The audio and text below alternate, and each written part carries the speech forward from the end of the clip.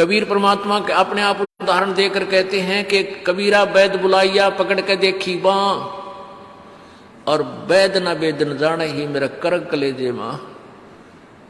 कहते हैं डॉक्टर बुलाया, डॉक्टर ने नाड़ी देखी, बाँ पकड़ के, पहले ये थे थर्मामीटर हाथ से देखा करते हैं, और वैद कहता है इसका कोई बीमारी नहीं, और रोज सूखते आवे।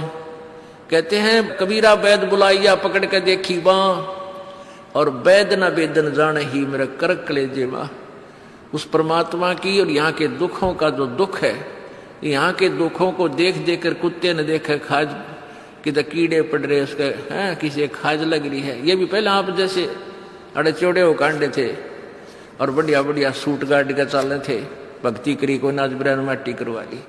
तो ये बातें उनको तुरंत याद आने लग जाएंगी जिनकी आंखों का मोतियाबिंद का ऑपरेशन हो गया, अर्थात जिनको तत्व ज्ञान हो गया।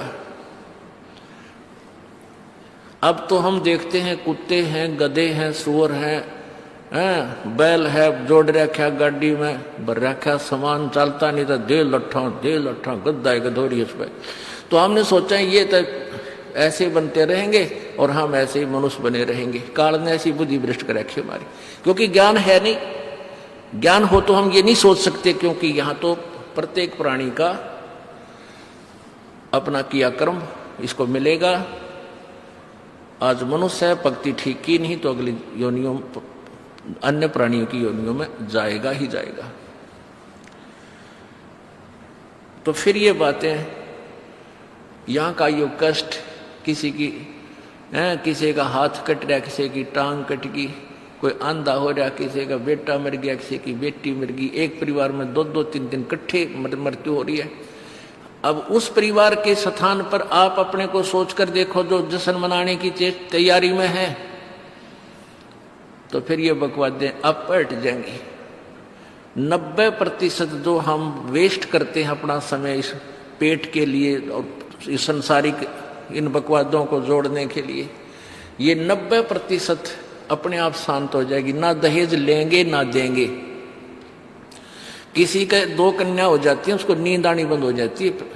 ऐसा हमने अपने आप एक मकड़ी वाला जाल फैला के आप फंस बैठे उसमें दहेज के चक्कर में, क्योंकि हमें ज्ञान नहीं। हम किसी से आज पैसा लेते हैं, अगले जन्म में वो पैसा वापस देना पड़ेगा।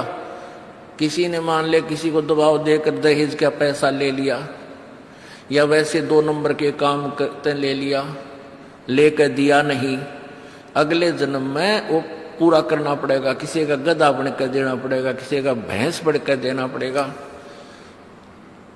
और या फिर अगले जन्म में वो दामाद बन के ले जाएगा जिसको आज तुम दामाद बन के ले रहे हो। तो इस पंगे में अनजान व्यक्ति दिया करे। परमात्मा ने जो आपको देना है वही देना है, आपके प्रारब्ध में लिख रखा है। उसमें आप अगर फेरबदल करने की चेष्टा करोगे दूना दुख उठाओगे।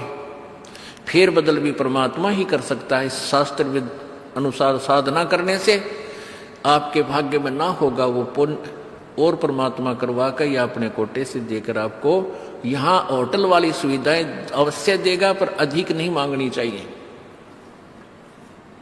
तो ऐसे नानक साहब जी से किसी ने प्रश्न किया, क्योंकि नए नए भक्त बहुत जाते रहते हैं।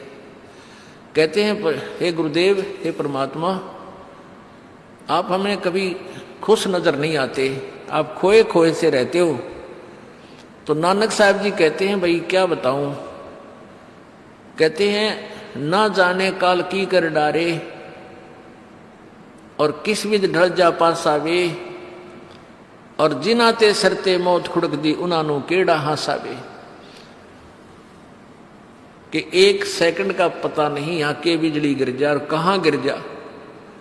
जैसे सन 2000 की बात है, पूरा भारतवर्ष गणतंत्र दिवस 26 जनवरी मना रहा था। उधर से गुजरात के अंदर एक जबरदस्त भूकंप आ गया। लाखों व्यक्ति अपने ही मकानों के नीचे, जो 3-3, 4-4 मंजिल के सारा जीवन पीढ़ी 2 पीढ़ी लाग कर बनाकर उसमें जश्न मना रहे थे, उन्हीं के नीचे दबके और लाखों व्यक्ति मर गए। सुबह सुबह का समय, छुट्टी का दिन, और सारे घर में सेट थे। काल ने किसा दाव लगाया। तो यहाँ परमात्मा कहते तुम तो बालक हो, बालक कति डरते नहीं जरा से भी। डर जब हो जब आपको ज्ञान हो, और ज्ञान हो सत्संग से। सत्संग मान का समय नहीं कि तो और बकवाद हो रही हो, देख लो दुनिया इकट्ठी हो जा। और यहाँ कितने भक्त आ पाते हैं, जो आ पाते हैं वो बहुत महान और पुण्य आत्मा है। उनके पिछले संस्कार इतने जबरदस्त हैं कि उनको प्रेरित करके लाते हैं, वो परमात्मा की रजा होती है उनके ऊपर। तो क्या बताते हैं, न जाने काल की कर डारे और किस विध ढल जा पासावे, और जिना ते सरते मौत खुड़क दी उन्होंने केड़ा हासावे। अब फिर पूछते हैं क्या प्रभु आप सदा ऐसे ही रहते हो? प्रश्न किया किसी ने नानक जी से। नानक साहब ने कहा कि भाई मुझे भी खुशी होती है, लेकिन वो खुशी हम ऐसे प्रकट नहीं करते जैसे अनजान लोग करते हैं, नाचे कूदो या हा हा हा दांदरे काटे। नहीं, अंदर ही होता रहता हमारे जो कुछ होता है। कहते हैं साध मिले साड़ी शादी होंदी, साध मिले साड़ा शादी होंदी, और विछड़ जा दिलगिरी वे, अखदे नानक सुनो जहाना मुश्किल हाल फकीरी वे। कि तुम भक्तजन जब आते हो मेरे पास सत्संग सुनने के लिए, और जो उपदेश ले चुके हैं, और फिर वो सारे के सारे रह रह कर मेरे पास आ रहे हैं, तो मुझे बहुत खुशी होती है। उस दिन हमारे विवाह होता है, शादी होती है, समागम होता है, चहल पहल होती है। और जब तुम चले जाते हो, विछड़ जाए दिलगिरी वे, तुम चले जाते हो जब मुझे दुख होता है। क्यों होता है कि तुम काल के उसमें पहुंच चले जाते हो, क्योंकि भक्त कम होते हैं और काल प्रेरित व्यक्ति ज्यादा होते हैं। मुझे ये डर लगा रहता है कि कहीं ये भोली आत्मा उन काल के दूतों का ना फंस जा और उनकी बातों माँ के भक्ति ना छोड़ दे, इनकी दुर्गति ना हो जा। जब तुम ठीक ठाक वापस आ जाते हो सभी, तो मेरी आत्मा खुश होती है। उस दिन मेरी खुशी का कोई ठिकाना नहीं होता, लेकिन वो होती है अंदर ही अंदर, लोग दिखावा नहीं होता। साध मिले साड़ शादी होंदी, और विछड़ जा दिलगिरी वे, अखदे नानक सुनो जहाना मुश्किल हाल फकीरी वे। भाई कहते हैं भक्ति करना बहुत मुश्किल है। मुश्किल इन काल के दूता ने बना दी, जनता ज्ञानहीन कर दी। जो भक्ति नहीं करते वो तो सीधे काल के जाल में है ही। जो भक्ति करने की चेष्टा करते हैं तो किसी का तो पति लाठी ठाए पाओगा, उसके पति ने कोई और इंजेक्शन ला जाएगा। यो क्यों होया भाई, हम भी तो नाम ले रहे हैं, हम वहां जाते हैं, हम तो 6 महीने साल में कभी कभी जाते हैं, और आप कहते हैं 10वें दिन भाग लेते हैं। तो भगत ने नाम ना ले रखा तो वो परेशानी पैदा करेगा ही करेगा। किसी की पत्नी ने नाम नहीं ले रखा, भगत ने ले रखा है, तो वह सींग पिनाए पावेगी। किसी के कहने सुनते जानते क्या सुनी घर में होगी। काल ने तक करवाना है कि किसी प्रकार ये वहां जाना छोड़ दें, तेरे जाल में फंसे रहें। इसका तो पूरा प्रयत्न रहेगा। लेकिन पुण्यात्मा यु ज्ञान रूपी ढाल आपको इसलिए दी जाती है कि अपना बचाव करो और भक्ति मत छोड़ना, चाहे कुछ भी हो। आप पुण्यात्माओं अपने घर के काम में, ठीक है, पति पत्नी बच्चे सब कोई कार्य करना है तो सब मिलकर सलाह बनाकर कर लें, बहुत अच्छा होता है। उसमें कोई हानि लाभ भी हो जाती है तो विशेष दुख नहीं होता। उसमें अवश्य राय एक दूसरे की लेकर काम कर लेना चाहिए। और जब आता आत्म कल्याण का समय, उसमें किसी की राय की आवश्यकता नहीं। मान लीजिए आपने नाम लेना है और आपका पति नाट्य है, तो नाट्य जाएगा। ये अपने जीवन का सौदा तुमने खुद सोचना होगा, इसमें किसी की राय की आवश्यकता नहीं। आपने नाम लेना, आपकी पत्नी मना करती है तो करन दे, इसमें किसी की सलाह लेने की जरूरत नहीं, चाहे कोई राजी रहे चाहे नाराज रहे। यदि मीराबाई उस समय ये सोचती कि तेरी माँ क्या कहेगी, तेरे पिता क्या कहेगा, ये समाज क्या कहेगा, तू मंदिरों में जाती है, क्योंकि उस समय ठाकुर समाज अपनी बहन बेटियों को घर से नहीं निकलने देते थे, पर्दों में रखते थे। लेकिन मीराबाई बालक नहीं रही थी, समझदार थी वह। उसको पता था कि आज तो मैं लोक लाज कर मैं आकर भक्ति नहीं करूंगी और फिर कुतिया बनकर बाजार में हांडूंगी, कोई मेरी इज्जत का रक्षक नहीं मिलेगा। तो ये ज्ञान से ही ऐसी दृढ़ता आती है। संघर्ष किया और सफल हुई, क्योंकि मालिक के नाम पर जो संघर्ष करते हैं, सच्चे जलते हैं हृदय से, उनकी परमात्मा मदद किया करता है। ये पिछले इतिहास देख लो। क्या बताते हैं? मात पिता सुत स्त्री आलस बंधु कान, संत दर्श को जब चले ये अटकावे आण। मात पिता सुत पुत्र को कहते हैं। स्त्री, जैसे कोई बालक हैं 15, 16, 10 वर्ष के, वो माता पिता के अधीन होते हैं। और बच्चे का समझ में आ गई और माता पिता मना करते हैं तो उनके अधीन है वो। और बच्चे जवान हो गए, बूढ़ा बुढ़िया का समझ में आ गई, फिर वो बालक बाधा करेंगे, वो रोकते टोकते हैं। तीसरा दिन चल पड़ते हो, किराया कितने डावा फलाना है, यानी कुछ ना कुछ बाधा कर सकते हैं। किसी का पति बाधा कर सकता है, किसी की पत्नी बाधा कर सकती है। जब भक्ति की तरफ अग्रसर होता है या सत्संग में आने की तैयारी करता है।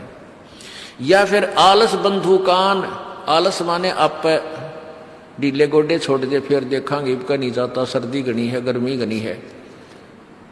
और या बंधु कान, लोक लाज, इनके कारण ये है भक्ति में बाधक। अब क्या बताते हैं परमात्मा? मात पिता सुत स्त्री आलस बंधु कान, संत दर्श को जब चले ये अटकावे आण। इनका अटकाया अटके नहीं, और संत दर्श को जाए कह कबीर सो संत है आवागमन नसावे। इनका अटकाया अटके नहीं, और संत दर्श को जाए यानी सत्संग में अवश्य जावे, कह कबीर सो संत है आवागमन नसाए, उसका कल्याण होगा। आज मीराबाई जी का कितनी श्रद्धा और आदर के साथ नाम दिया जाता है। और यदि वो उसी तरह की क्रियाएं करती जो उस समय की बहन बेटियां लोक लाज में फंसका अपना जीवन बर्बाद करगी, आज वो कुतिया बनी हांडे। परमात्मा कहते नकबे सर नकबे बनी वह पैर थी हार हमेल, और सुंदरी से वह कुतिया बनी सुन साहिब के खेल। बीबी पड़ते रहे थी डोडी लगे थी बार, अब गातु गाड़े फिरती है बन कुतिया बाजार। वो पर्दे की सुंदरी सुनो संदेशा मोर, इब गातु गाड़े फिरती है वो करें सराय शोर। अब जो डोडी पर्दे जिनका लग गया करते, पर्दे में रहा करती थी, जो अपने आप को ऊंच घरों की बेटियां बहू कहा करती थी, उनका सत्संग की छीट लगी नहीं, घर से बाहर निकली नहीं। पूर्व जन्म की पुण्यात्मा थी, उनको कोई रानी बन गई, कोई महारानी बन गई, कोई अच्छे घर में जन्म, इस मायाधारी मस्करिया का जन्म हो गया। और वो भगवान से दूर रहने के कारण फिर अगले जन्म में कुतिया की योनि पाती है। तब तो पर्दों में रहती थी, उंगली भी ना दिखने दे थी, किसी बाहर कहीं हमारी बेइज्जती ना हो जा, मेरी पत्नी जो है सत्संग में चलेगी तो इज्जत का नाश हो जाएगा। और वह इज्जत फिर उगाड़ी अंडा है कुतिया बनकर। कहते नकबे सर नकबा बनी पैर थी हार हमेल, 1-1 लाख के गहने पहरा करती, आज वो सुंदरी से कुतिया बनी देख साहिब के खेल। तो पुण्यात्मा ये इन बातों से डर लगना चाहिए। इन बातों से डर लगने लगेगा, मालिक में रुचि बनेगी और भजन करने को दिल करेगा। और ये लोग दिखावा जो ड्रामा है, नाचा कूदी, ये बकवाद मन में आवे को नहीं। ये कहने की आवश्यकता नहीं पड़ा, दास ने कैसा मत करियो। हाँ कहना तो पड़ता है एक बार बालक को, कुछ दिनों के बाद फिर आपकी रुचि ना बढ़े। इतना तो इस दास को विश्वास हो गया है कि परमात्मा के बच्चे भगवान को पहचानने लग गए, क्योंकि अब शिक्षित समाज है। आपको नाम दिया जाता है, नाम देने से पहले सब नियमों से परिचित कराया जाता है। और हमने ये पुस्तक बनाई है भक्ति सौदागर को संदेश। इसके प्रथम अध्याय में ही हमने नियमों का पूरा विस्तार से विवरण दिया है कि कोई भी पुण्यात्मा इस आश्रम की तरफ आएगा तो पहले तैयार होकर आवे।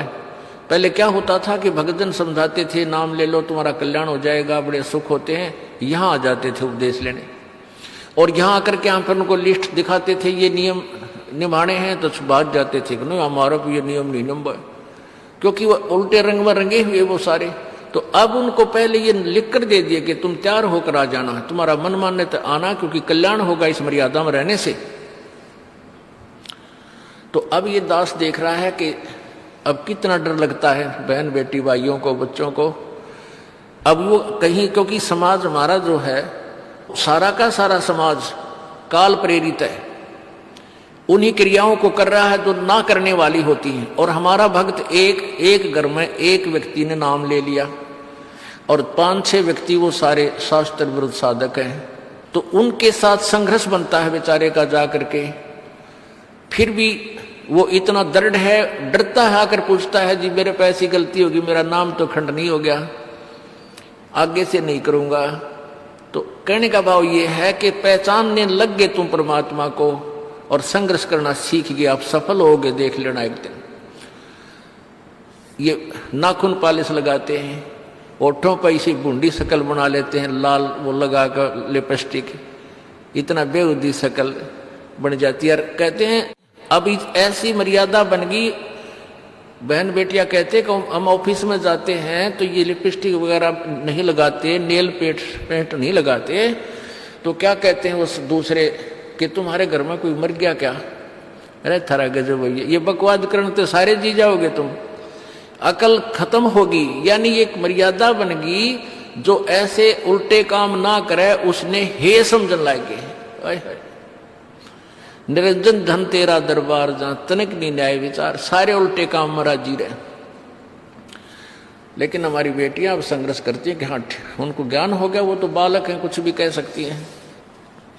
तो अब हम सबको बताते हैं ये ऐसा नहीं करना, क्योंकि पहले हमारा ज्ञान गांव में ज्यादा चला था। इस दास ने गांव गांव में जाकर प्रचार किया, तो वहां तो ये था कोई ना लिपस्टिक का फंड था, ना कोई नाखून पालिश लाया करती, मेहंदी मुंदी ला लेती, तो यार वो भी मना कर दिया हमने, समझा दिया कि इसका कोई फायदा नहीं है, अपना भक्ति करो। तो वो तो सब एक साधारण सी बात ही छोड़ छाड़ दी। अब शहरों में फैल गया परमात्मा का जो ज्ञान है। अब शहरों से जो बेटियां आती हैं वो सारे तो नाखुना निशी बुरे हाल तो सनाए पाओगी। और इधर बिहार में तो और बेगन हो रहा कति बुढ़ी बालक सारे लाल ये नाखुना न कति जो कुसुती तरह पेंट करके लाओगे नो चमकान दे। अब इनको समझाना पड़ता है कि ये नहीं करोगे तो मान जाते हैं कि नहीं आगे नहीं करेंगे हम, कि इनकी आवश्यकता भी क्या है। भगवान ने तो कितने सुंदर नाखून पहले बना के दे रखे, इन पर क्या फायदा और बकवाद करने की। तो मालिक ने जो अंग दे रखे हैं वो बहुत अच्छे बना के दे रखे हैं, इसमें हमको फेरबदल करें, ये हमारी वो लोग दिखावा मेकअप है, इसकी हमें आवश्यकता नहीं। अब तो हम आपको बता रहे हैं, समझा रहे हैं पहली बार, फिर आप पे सियाने हो जाओगे, आपकी अब पर रुचि ना करे। जैसे नानक साहब कहते हैं, ना जाने काल की कर डारे किस विध डल जा पासा वे, जिना के सरते मौत खड़क दी उनानू के डांसा वे। अब प्रसंग था कि साध मिले साड़ी शादी होंगी और विछड़ जा दिलगिरी वे, अख दे नानक सुनो जहाना ये मुश्किल हाल फकीरी वे। तो नानक साहब क्या बताते थे कि तुम जाते हो यहाँ से सत्संग सुनकर और वहां आप ऐसे समाज में जाते हो जो सब काल प्रेरित होकर के वो साधनाएं, वो क्रियाएं, वो ड्रामाबाजी करता है, जिससे मुझे डर लगा रहता है कि कहीं आपकी क्रियाएं भंग ना हो जाएं और आप काल के मुंह में चले जाओ। जब तुम वापस आ जाते हो तो मुझे बहुत खुशी होती है कि परमात्मा के बच्चे काल के जाल से बचे हुए, तो उस दिन खुश होता हूं मैं। और तुम चले जाते हो तो मेरी एक तो वो ज्ञान कि यहाँ काल का लोक है, ना जाने कब जाना पड़ जावे, इस कारण से डर से अपनी भक्ति करता रहता हूं। और एक तुम्हारी भी चिंता खाती रहती है कि कहीं काल के जाल में ये बालक फिर ना फंस जाए। तुम वापस आ जाते हो एज इट इज, तो फिर मेरी खुशी का ठिकाना नहीं रहता। साध मिले साड़ी साधी होंगी, साध यानी साधु संत, ये भक्त आप साध हो, साध माने जो साधना कर रहा है, और साधु सोए जो सीधा चाल है, यानी जो और लोग दिखावा बकवाद नहीं करता, शराब मांस तंबाकू नहीं पीता और मेकअप वगैरह शरीर के वापस जरूरत नहीं। कहते पति भरता भावानी चोम चटक श्रृंगार, जो पति भरता यानी जिसने केवल अपने पति से ही लगा हुआ है, फिर उसने बकवाद करने की क्या आवश्यकता है। तो कहने का भाव यह है कि हम सच्चे ढंग से जब लगेंगे फिर हमने अब तो इच्छा ना हो किसी वस्तु की। परमात्मा कहते हैं इस काया का गर्व ना करियो के काला के गोरा रे, और बिना भजन इसका कुछ काम ना आवे, चाहे एतर छड़को चारों ओरा रे। ये शरीर क्या है, ये गोरा दिखा है चाहे काला किसी का, इसने थोड़ा सा छोल के देख लो, एक जैसा कोबाड़ सब में भरा पड़ा है। ये ऊपर पालिश का फर्क रखे, और इससे नाम अच्छा बूंडा मान लेते हैं। नहीं, ये चाहे काला है चाहे टेढ़ा बेढ़ा है, चाहे किसा बूंडा काना लंगड़ा है, इसमें जब भक्ति कर गया वो सफल है, और इस मेकअप में लग गया रहा वो असफल है, चाहे वो कितना सुंदर दिखता हो। तो पुण्यात्मा परमात्मा कहती ये मिट्टी है, इस मिट्टी से हमने लाभ उठाना है, इसे सोना बनाना है, भक्ति रूपी धन कमाना है, तो इसी से कमाया जाएगा। अब प्रसंग है कि झूठे सुख को सुख कहे, ये मान रहा मन मोद, ये सकल चबीना काल का, कुछ मुख में कुछ गोदी। अब परमात्मा आप बताओ, मैं आकर के बोली आत्मा हमें जगा रही है, हमने काल के कुएं की भांग पी रखी है, यहाँ की मान बढ़ाई और इस माया की। कबीर परमात्मा कहते हैं कबीर ये माया अटपटी या त्रिगुणमयी माया, ब्रह्मा विष्णु महेश के द्वारा जो हमारे अंदर प्रेरणा कर रखी है, त्रिगुणमयी माया के विषय बता रहे हैं। कबीर ये माया अटपटी सब घट आण अड़ी, किस किस को समझाऊं ये तो कुएं भांग पड़ी। अब किस किस ने समझावा, सब एक तरह की भांग पी के एक जैसे विचार, एक जैसे बोल, एक जैसा ज्ञान इन्होंने ग्रहण किया हुआ है, और ये दास सच्चा ज्ञान सुनाता है, इसका विरोध करते हैं, इसको जल्दी समझ नहीं पाते, क्योंकि इनको इस माया रूपी और अज्ञान रूपी भांग का नशा हो रहा है। तो परमात्मा कहते हैं कबीर ये माया अटपटी सब घट आण अड़ी, और किस किस न समझाऊं या तो कुएं भांग पड़ी, यानी सब ने एक जैसा ही ज्ञान ग्रहण कर रखा है, सबके एक जैसे विचार हैं। अब झूठा सुख कौन सा है, इन कार कोठियों को हम अपना मानते हैं, संतान संपत्ति को अपना मानते हैं। इसका उदाहरण आपको दे दिया। परमात्मा कहते हैं राम नाम कड़ुआ लगे और मीठे लागे दाम, दुविधा में दोनों गए भाई, माया मिली ना राम। माया तो मिले को नहीं, यानी मान लीजिए आपके पास अरबों संपत्ति अरबों हो भी गई, तो वह तेरी नहीं, आपको 2-4 रोटी सुबह 4 रोटी शाम है, और 1 वर्ष में गणित गणे 4 कपड़े कुर्ते पजामे बहुत, 1 वर्ष में खत्म। आप पाटे को नहीं, ऐसा काम रह रहा आजकल, और 2 जोड़ी चप्पल जूते, और 1 खाट का स्थान, 1 चारपाई आ जा, गणित गणित 2 आ जा, जितने एक परिवार एक व्यक्ति को 1 चारपाई। कहने का भाव यह कि ऐसा सीमित सा मकान, इतने की आवश्यकता आपको है, और बाकी पैसा आपके पास, उसने के सिर में मारोगे, क्या करोगे उसका? अब या तो कि तो बकवादा में लावेगा, कि तो शराब पीवेगा, कि तो और कोठी खरीद कर गिर देगा, उस पर कोई कब्जा कर लेगा, फिर लट्ठम लट्ठा मुकदमे होंगे, या कोई ले लेगा रिश्तेदार, या कोई मित्र बन कर फिर देखो ना, फिर खेचा तानी रात ने नींद आओ ना, वह रखेगी बेगन में पात्रे, वो माया तने जीर्ण नहीं दे। और माया तो परमात्मा कहते हैं इस जीव की सबसे बड़ी शत्रु है, जो भगवान से दूर करे। अभी झूठे सुख को सुख मान लिया, कार कोठी होगी, बढ़िया व्यापार बिजनेस या कोई नौकरी होगी, तो भगवान से 100 कोस दूर है वो प्राणी। कोई एक आध पुण्यात्मा इसे प्रेरणा होकर आ जाता, वो तो फॉर एग्जाम्पल होते हैं। तो परमात्मा कहते हैं इसे सुख का आग लगे जो भगवान से दूर करे। परमात्मा कहते हैं वो दुख अच्छा हमारे लिए जो परमात्मा के चरणों में हमें लगाए रखे। कबीर साहब कहते हैं सुख के माथे पत्थर पड़ो जिससे नाम रट देते जावे, और बलिहारी वो दुख जो पल पल नाम रटावे। कि हे परमात्मा इसे सुख की हमने जरूरत नहीं, दोते भगवान से दूर करे, पत्थर पड़ो इसे सुख के ऊपर, और बलिहारी उस दुख के जो पल पल नाम रटावे। जैसे भक्त नाम ले रखा किसी ने और उसको कोई पीड़ा हो जाती है, चिंता शुरू हो जाती है उसको, हे भगवान कदे कैंसर ना हो जा, हे परमात्मा कोई और ऑपरेशन ना बन जा। तो वहां तक जाता है जहां डॉक्टर के पास, और भगवान याद रह कर आता है। और वहां जाकर डॉक्टर करता है अल्ट्रासाउंड और एक्सरे वगैरह करके बता देता है कि आपको ऐसी कोई खास बीमारी नहीं है, नॉर्मल सी है, ये दवाई लो ठीक हो जाए। उसके बाद फिर परमात्मा के गुण कितने गाता है वो।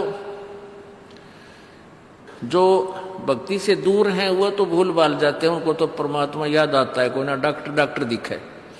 और पुण्यात्मा जो भक्ति करते हैं उनको डॉक्टर नहीं भगवान पहले दिखाई देता है। पुण्यात्मा, आपके प्रारब्ध में, आपके संस्कार में मृत्यु है और कैंसर से है, और वो होगी, नाम ले रखा आपने, और डॉक्टर ने भी डिक्लेयर कर दिया कि कैंसर है भाई। पीछे आपको उदाहरण दिया था, एक लड़का रोहतक से, इकलौता पुत्र, और 10 साल के बाद पुत्र प्राप्ति हुई,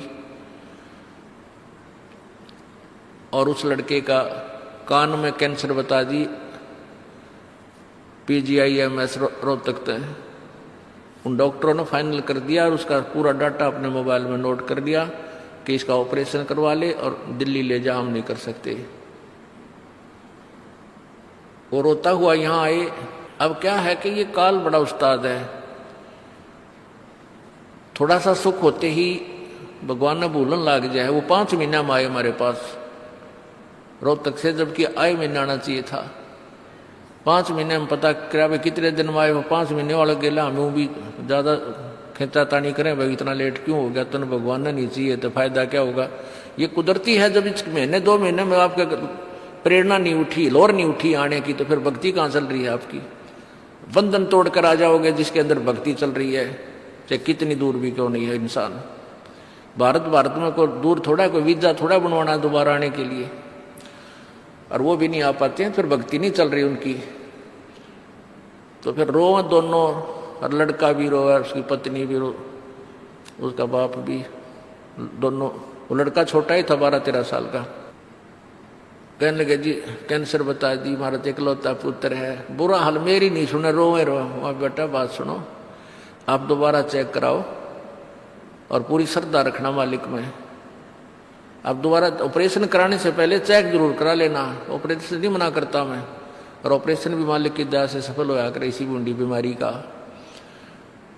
तो उनके यह बात जच गई, जानते डॉक्टर से कहा जी इसको ऐसे, वो रिपोर्ट दिखाई, और फिर कहा जी, वो डॉक्टर ने कहा अभी मैं दोबारा चेक कर लूँगा। मालिक प्रेरणा करता है कि एक बार चेक करना पड़ेगा, मैं ऑपरेशन करने से पहले चेकिंग फिर करूँगा। दोबारा चेक किया, उसने बताया इसका कोई कैंसर नहीं है, और कान की हड्डी बढ़ है, और 6 महीना में एक बार दिखा जाइए, आप पर ठीक हो जाइए।